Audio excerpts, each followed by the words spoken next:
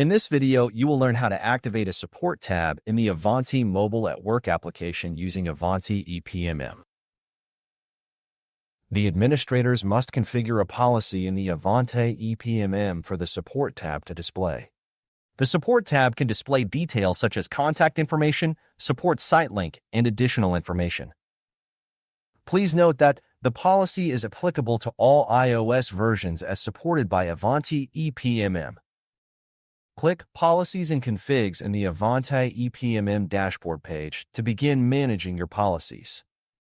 Next, click Policies to access the list of existing policies and options to create new ones. Then click Add New.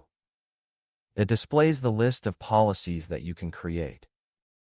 Here, select Mobile at Work Support tab policy to add a new policy. Please note that the administrators can create and distribute only a single Mobile at Work Support tab policy to the devices. Enter all the details in the Add Mobile at Work Support tab policy settings, and this information reflects in the Ivanti Mobile at Work Support tab application. Enter a name of the policy to identify it clearly within the system. Next, select Active to enforce the policy in the Ivanti Mobile at Work application. Then, enter the description of the policy to explain its purpose and scope. Click here to enter the tab name that should display in the Mobile at Work application. If you do not enter any name, the default name will be set as Support. Then, enter the End User Instructions to provide contact and operational information. Specify contact information of the responsible support team here. Enter the name of the support team to identify the group responsible for providing support. Enter the phone number of the support team to enable direct communication. Click here to add multiple contact information details of the support team.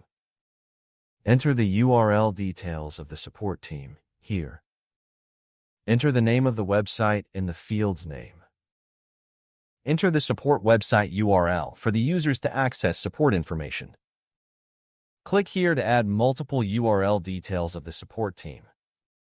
Enter the support team email address to facilitate email communication between the user and the support team.